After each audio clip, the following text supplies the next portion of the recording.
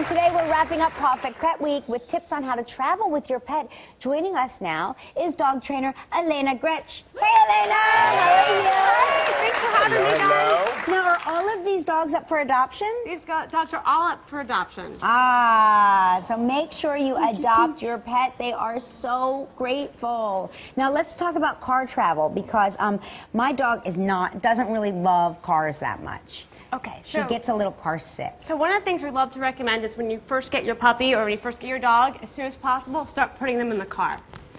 And then once you start putting them in the car, we start putting them in the car in safe places. Yeah, because they can, you know, they're just as at risk for being ejected from a car as a person, Absolutely. Right? So we don't want the dog moving around the car. We don't want the dog to distract us. We don't want to jump into our laps at the steering wheel, and we want to make sure for themselves they're safe and secure. You see so many people who drive with the dog on their lap, dog heads out the window, and they're just cruising. Right. And you never want to let your dog have their head out the window because things can fly up from the road. It can damage their face, damage their eyes. Just like you don't really drive on the highway with your head out the window. It's so hard to breathe that way. Well, back in the 70s, Back in the 70s, yeah. We actually stood up on the center console and stuck our head out the moonroof. Yeah. Okay, well, some exceptions. Yeah. But for the most part, we want our dogs secured.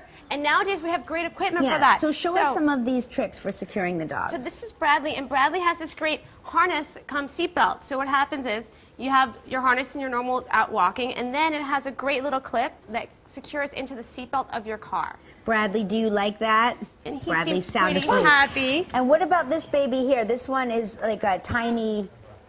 So this is Regina, and Regina is in a car seat harness. That's another great option for smaller dogs. Yeah. And Regina's harness clips into the car seat. The car seat is then secured to the car like a child seat. And now you're driving, and she has her own little box to sit in, and you know that she's safe and secure while you guys are driving with your family.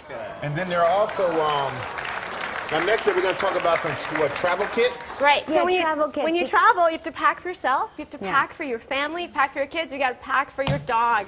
So I'm going to have you guys help me pack this bag, and I'll take one of your dogs. You don't want to give yours up, huh? I love this dog. Okay. So really important when we travel with our dogs, most important is our dog food. Because even though you can buy lots of your supplies, it's really hard to find the exact dog food your dog eats. And if you change their diet unexpectedly, It really upsets their bellies. Yep. really upsets their tummy. So we're packing And you our don't want to dog's upset food. Belly in the car. Don't want to upset Belly in the car for certain. So pack my dog food. Packing our dog food. But in case we do have a dog that gets upset or sick in the car, we want to pack our cleaning supplies. Second most important thing. Okay. Making sure that you have towels, things like that. Okay, we like to pack bowls, toys, our toothbrush and toothpaste. I know you guys talked about that. Yes, Breath gotta keep the breaths fresh. Pet wipes to clean your pet, and if you need to clean your hands as well. Or yourself. Toy. A Need the toy. toys. And then one of my favorites for either puppies or senior dogs, we have puppy diapers. Really important to use puppy diapers because they have little tail holes for our little guys. Is that the tail hole? I would have put something else in there. Tail hole. I would have. I'm glad you told me. I would have had that on backwards. Like, I really don't get it. A little treat to play with. More treats, and then I also like to use pee-pee pads. Sometimes I think it's helpful. Yeah, it is helpful, especially if they get confused. They don't know the area. Yeah, okay, coming up next, we're going to give you the do's and don'ts of air travel with pets. So stick around with Elena Gretch when we return. To help celebrate Live's Perfect Pet Week, Cossaquin is giving one lucky viewer a once-in-a-lifetime trip to the Columbus Zoo with Jack Hanna.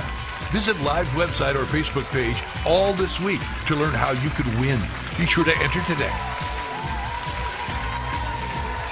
If you'd like to know more about any of the dogs up for adoption or anything you've seen this week on Live, just log on to our website, livekellyandmichael.com. We are back with Elena Gretch, and we're talking about how to travel with your pet. So I see we have a lot of pet carriers out here. Yeah, so if you want to take your pet on the airplane, if you want to bring your dog on the plane with you, dog or cat, it must be under 20 pounds. Really important fact. Aha. And your pet needs a ticket. So when you buy your own ticket, you have to make sure you buy a ticket for your pet because planes limit the amount of pets that are allowed on each flight. So if you get a ticket, does that mean your dog gets their own seat? No, when you get your ticket, your dog then or cat is allowed on the plane in a pet-approved carrier. So this is a great example of a pet-approved carrier, and your pet must stay in the carrier, and it's supposed to fit under the seat in front of you. So when you so we want to. Okay. So. Out here fighting like dogs and cats. Okay, so answer this though, I can buy a seat for the pet, can I?